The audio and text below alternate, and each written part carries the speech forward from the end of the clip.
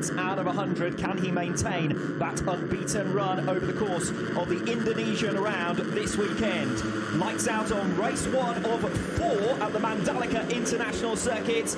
And the immediate fast start is with Daniel Sharil, the pole sitter. Will watch out for Furusato, the number 15, cutting his way to try and claim the racing line in towards turn number 1, but he's going to get squeezed up there between two bikes. Another tries to come round him. He jostles for position. Sharil, who leads the way, very tight as you'd expect among that lead group, just a second covering the top 10 riders, and a faller towards the second half of the group as they make their way through. And that's always one of those perils. It's going to be a first non-scoring race of the season for him. 5th in the series standings. He was also 5th position on the grid. Incident, this time we get to see it, and it's exactly as I suggested, a bit of bumping and boring there in towards turn 10. Yeah, and it looks like he just might have gotten a bit of a punt from behind and helped into that exit, but for Hamada it's not going to make too much difference. He knows he's down and out. And there, and it's Hongo, who was the race leader at the start of the previous sector, who's missed out there. I think missed the corner completely, frankly, just went to the outside line. Of course, the last 2 years has meant that it's been a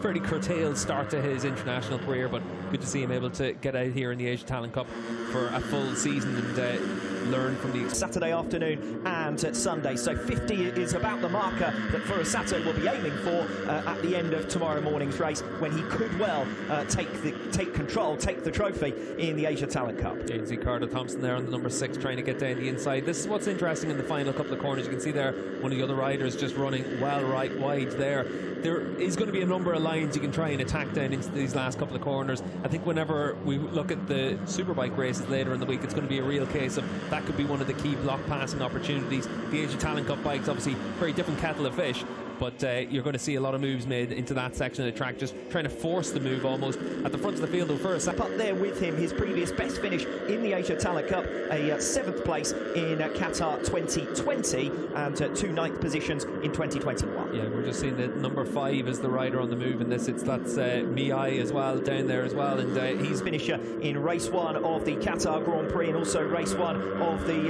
Doha Grand Prix. The 15-year-old currently 5th position in this race, and the group beginning to fracture now, or the groups beginning to fracture, as you can see. We've got 6 riders at the head of the field, all separated by a second. Then we've got 2 riders rather isolated, 7/10 of a second back, including Deo, who we picked up from 9th position down. Is a completely separate race. Best part of 5 seconds, in fact now 5.5 seconds from 9th position down. They're all setting personal best laps to try and make back loss at lap number 4. Yeah, it looks like it's down at turn 7 just before you come to those fast right-left sequence in the middle of the lap. But at the front of the field, we've seen Furusato still coming under pressure from Daniel Sharil, but Sharil hasn't gotten close enough to try and make an attack on him at this stage. Yes, we saw the top than Sharil, a few tenths of a second faster than Furusato, who is still your race leader, who is making ground in the middle sectors of the lap. Bit of a lead, he was able to close right up on them. As we can see here, Azrian Deo, who we noticed running wide earlier on from the lead group, so it's a separate fight this for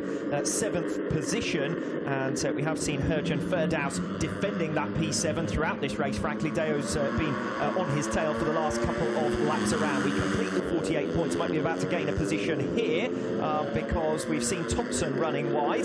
Hongo moves in front of him into 4th position. Sharil with an opportunity. This is where we find out what Daniel Sharil is able to do without that toe from Furusato, because if he gets in front of the 2 riders directly in his path here, he's going to have something like a second to cover to 3rd position. Yeah, still going to have a bit of ground to make up in that position, and that looks like well, another rider's gone down. It looks like it's down at turn 10, and we've seen a bit of action down there all the way through the running so far. I think that's Timon who has gone down on lap 8 of 16. So the Thai rider who was on the fringes of the points, who was in that 5-way battle, and we're going to see the incident perhaps here, and it's going to be 2 riders involved.